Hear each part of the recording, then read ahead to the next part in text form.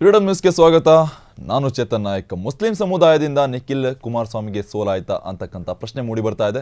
3 ಬಾರಿ ಸೋತರೂ ಬುದ್ಧಿ ಕಲಿಯದ ನಿಖಿಲ್ ಕುಮಾರಸ್ವಾಮಿ ಮುಸ್ಲಿಂ ಮತದಾರರ ಮೇಲೆ ಗೂಬೆ ಕೂರಿಸಿ ಅಪ್ರಬುದ್ಧತೆ ಮೆರೆದ್ರ. ಮುಸ್ಲಿಂ ಸಮುದಾಯದಿಂದ ನಿಖಿಲ್ ಸೋಲಾಯ್ತಾ ಅಂತಕ್ಕಂಥ ಪ್ರಶ್ನೆ ಮೂಡಿ ಬರ್ತಾ ಇದೆ. 3 ಬಾರಿ ಸೋತರೂ ಬುದ್ಧಿ ಕಲಿಯದ ನಿಖಿಲ್ ಕುಮಾರಸ್ವಾಮಿ ಮುಸ್ಲಿಂ ಮತದಾರರ ಮೇಲೆ ಗೂಬೆ ಕೂರಿಸಿ ಅಪ್ರಬುದ್ಧತೆ. ಅಯ್ಯೋ ನಿಖಿಲ್, ಮತದಾರರಿಗೆ ಯಾವುದೇ ಧರ್ಮ ಇರಲ್ಲ. ನಿಮ್ಮ ತಾತ HD ದೇವೇಗೌಡರಿಂದ ಕಲಿತಿದ್ದು ಏನು? ಸೋಲಿಸಿದ ಜನ ಮುಂದೊಂದು ದಿನ ಏನೋ ಗೆಲ್ಲಿಸಬಹುದು. ರಾಜ್ಯದ ಅನೇಕ ನಾಯಕರು ಸೋತು ಬಳಿಕ ಗೆದ್ದಿದ್ದಾರೆ. ಈ ಒಂದು ಲಾಜಿಕ್ನ ಹೇಗೆ ಮರೆತು ಬಿಟ್ರಿ ನಿಖಿಲ್ ಕುಮಾರಸ್ವಾಮಿ? ಇದು ನಾವು ಹೇಳ್ತಿರೋದಲ್ಲ, ಒಬ್ಬ ನಾಯಕ ಹೇಳ್ತಾ ಇರೋದು. ಮುಸ್ಲಿಂ ಸಮುದಾಯದಿಂದ ನಿಖಿಲ್ ಸೋಲಾಯ್ತಾ? 3 ಬಾರಿ ಸೋತರೂ ಬುದ್ಧಿ ಕಲಿಯದ ನಿಖಿಲ್ ಕುಮಾರಸ್ವಾಮಿ ಮುಸ್ಲಿಂ ಮತದಾರರ ಮೇಲೆ ಗೂಬೆ ಕೂರಿಸಿ ಅಪ್ರಬುದ್ಧತೆ ಮೆರೆದಿದ್ದಾರೆ. ಅಯ್ಯೋ ನಿಖಿಲ್, ಮತದಾರರಿಗೆ ಯಾವುದೇ ಧರ್ಮ ಇರಲ್ಲ. ನಿಮ್ಮ ತಾತ HD ದೇವೇಗೌಡರಿಂದ ಕಲಿತಿದ್ದು ಏನು ನೀನು? ಸೋಲಿಸಿದ ಜನ ಮುಂದೊಂದು ದಿನ ಏನೋ ಗೆಲ್ಲಿಸಬಹುದು.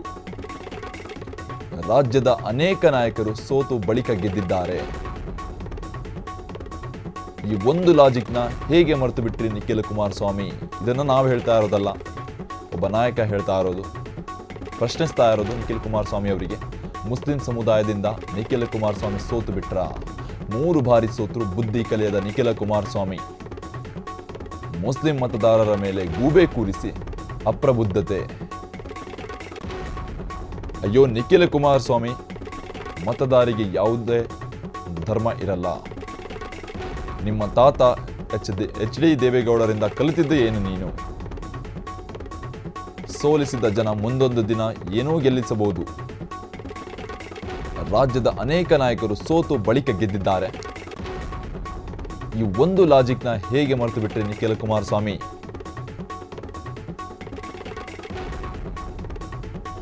ಮುಸ್ಲಿಂ ಸಮುದಾಯದಿಂದ ನಿಖಿಲ್ ಸೋಲಾಯ್ತಾ? 3 ಬಾರಿ ಸೋತರು ಬುದ್ಧಿ ಕಲಿಯದ ನಿಖಿಲ್ ಕುಮಾರಸ್ವಾಮಿ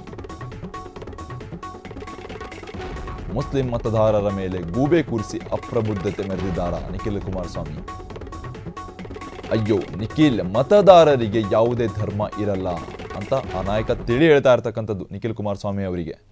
ಮುಸ್ಲಿಂ ಮತದಾರರ ಮೇಲೆ ಗೂಬೆ ಕೂರಿಸಿ ಅಪ್ರಬುದ್ಧತೆ ಮೆರೆದಿದ್ದಾರೆ ನಿಖಿಲ್ ಕುಮಾರಸ್ವಾಮಿ ಅವರು. ಸೋತರು ಬುದ್ಧಿ ಕಲ್ತಿಲ್ಲ.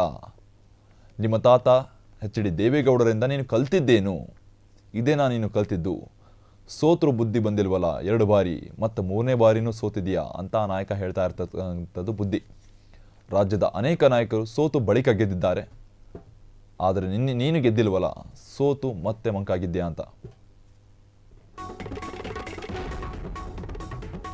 ತನ್ನ ಸೋಲಿಗೆ ಬೇರೆಯವರ ಕಡೆ ಬೊಟ್ಟು ಮಾಡಿ ಎಡವಟ್ಟು. ನೀವು ಮಾಜಿ ಪ್ರಧಾನಿಯವರ ಮೊಮ್ಮಗನೇ ಆಗಿರಬಹುದು. ನಿಮ್ಮ ತಂದೆ ಮಾಜಿ CM, ಕೇಂದ್ರ ಸಚಿವರಾಗಿರಬಹುದು. ಆದರೆ ಅಸ್ತ್ರ ಪ್ರಯೋಗಿಸಿ BJP ಮನಸ್ಸು ಗೆಲ್ಲಲು ಹೊರಟಿದ್ದೀಯಾ? ಇವೆಲ್ಲವೂ ನಿನ್ನ ನೌಟಂಕಿ ಆಟ ಅನ್ನೋದು ಗೊತ್ತಾಗುತ್ತಿದೆ ಅಂತ ಇದನ್ನು ನಾವು ಹೇಳ್ತಾ ಇರೋದಲ್ಲ, ಆ ನಾಯಕ ಹೇಳ್ತಾ ಇರ್ತಕ್ಕಂಥದ್ದು. ಮತದಾರರನ್ನ ಜಾತಿ ಧರ್ಮದಿಂದ ವಿಂಗಡಿಸಬಾರದು. ಹೋಗಿ ಮತದಾರರ ವಿಂದಳಿಗೆ ಬೀಳು, ಅಂದ್ರೆ ಕಾಲಿಗೆ ಬೀಳು ಅಂತ ಹೇಳ್ತಾ ಇರ್ತಕ್ಕಂಥದ್ದು ಆ ನಾಯಕ. ಜನರಿಂದ ಅಧಿಕಾರದ ಭಿಕ್ಷೆ ಕೇಳು, ಕಾಲಿಗೆ ಬಿದ್ದು. ಅಧಿಕಾರ ಅನ್ನೋದು ನಿಮ್ಮ ವಂಶಸ್ಥರ ಜಹಾಗೀರ್ ಅಲ್ಲ. ತನ್ನ ಸೋಲಿಗೆ ಬೇರೆಯವರ ಕಡೆ ಬೊಟ್ಟು ಮಾಡಿ ಎಡವಟ್ಟು ಮಾಡಿಕೊಂಡಿರ್ತಕ್ಕಂಥದ್ದು ನಿಖಿಲ್ ಕುಮಾರಸ್ವಾಮಿ. ಇದನ್ನ ಆ ನಾಯಕ ತಿಳಿ ಹೇಳ್ತಾ ಇರ್ತಕ್ಕಂಥದ್ದು. ನೀವು ಮಾಜಿ ಪ್ರಧಾನಿಯವರ ಮೊಮ್ಮಗನೇ ಆಗಿರಬಹುದು. ನಿಮ್ಮ ತಂದೆ ಮಾಜಿ CM ಹಾಗೂ ಕೇಂದ್ರ ಸಚಿವರಾಗಿರಬಹುದು. ಆದರೆ ಅಸ್ತ್ರ ಪ್ರಯೋಗಿಸಿ BJP ಮನಸ್ಸು ಗೆಲ್ಲಲು ಹೊರಟಿದ್ದೀಯಾ ಅಂತ ಆ ನಾಯಕ ಪದೇ ಪದೇ ಪ್ರಶ್ನೆ ಮಾಡ್ತಾ ಇರ್ತಕ್ಕಂಥದ್ದು. ಬುದ್ಧಿ ಮಂಕಾಗಿದೆ. 2 ಬಾರಿ ಸೋತ್ರೂ ಪದೇ ಪದೇ ತಪ್ಪು ಮಾಡ್ತಾ ಇದ್ದೀಯಾ? ಮತದಾರ ಬಂಧುಗಳ ಹತ್ರ ಹೋಗಿ ಕಾಲಿಗೆ ಬಿದ್ದು ಕ್ಷಮೆ ಕೇಳು, ಹಾಗೂ ಮತದಾರರ ಹತ್ರ ಕಾಲಿಗೆ ಬಿದ್ದು ಮತ ಕೇಳು, ಹಾಗೂ ತಂದೆ ಮಾಜಿ CM ಹಾಗೂ ಕೇಂದ್ರ ಸಚಿವರಾಗಿದ್ದಾರೆ, ಹಾಗೂ ತಾತ ಅವರು ಮಾಜಿ ಪ್ರಧಾನಿ ಆಗಿದ್ದರೆ ಅದು ಹೇಗೆ BJPಯವರ ಮನಸ್ಸು ಗೆದ್ದು ಈ ಒಂದು ಆಟಗಳನ್ನು ಮಾಡ್ತಾ ಇದೆಯಾ ಅಂತಕ್ಕಂಥ ಒಂದು ಪ್ರಶ್ನೆಗಳನ್ನು ಹಾಕ್ತಾ ಇದ್ದಾರೆ ಆ ನಾಯಕ. ಅಸ್ತ್ರ ಪ್ರಯೋಗಿಸಿ BJP ಮನಸ್ಸು ಗೆಲ್ಲಲು ಹೊರಟಿದ್ದೀಯಾ ಅಂತಕ್ಕಂಥ ಪ್ರಶ್ನೆಗಳನ್ನು ಕೇಳ್ತಾ ಇದ್ದಾರೆ ಆ ನಾಯಕ. ಇವೆಲ್ಲವೂ ನಿನ್ನ ನೌಟಂಕಿ ಆಟ ಅನ್ನೋದು ಗೊತ್ತಾಗುತ್ತಿದೆ. ಮತದಾರರನ್ನ ಜಾತಿ ಧರ್ಮದಿಂದ ವಿಂಗಡಿಸಬಾರದು. ಹೋಗಿ ಮತದಾರರ ಒಂದು ಕಾಲಿಗೆ ಬಿದ್ದು ಮತ ಕೇಳು, ಕ್ಷಮೆ ಕೇಳು, ಜನರಿಂದ ಅಧಿಕಾರದ ಭಿಕ್ಷೆ ಕೇಳು ಅಂತಕ್ಕಂಥ ಒಂದು ಮಾತನ್ನು ಹೇಳ್ತಾ ಇರ್ತಕ್ಕಂಥದ್ದು ಆ ನಾಯಕ.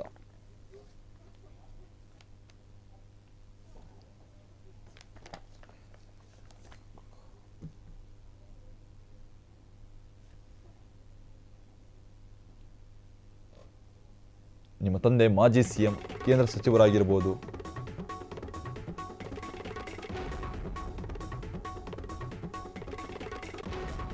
ಬೆಳೆಯುವ ಸಿರಿ ಮೊಳಕೆಯಲ್ಲಿ ಅಂತಾರೆ.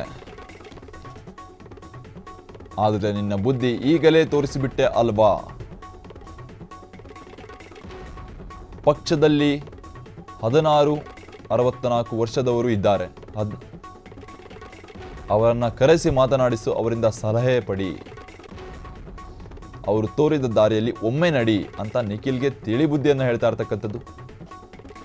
ನಿನ್ನ ಜೊತೆ ಬರಲು ವಿಜಯಲಕ್ಷ್ಮಿ ರೆಡಿ ಅಂದರೆ ಅವರ ತಾಯಿ. ಅದರ ಬದಲು ಇಂಥ ಶಾರ್ಟ್ಕಟ್ಗಳು ಬೇಡ ಅಂತಕ್ಕಂಥ ತಿಳಿ ಬುದ್ಧಿಯನ್ನು ಹೇಳಿದ್ದಾರೆ ಆ ನಾಯಕ.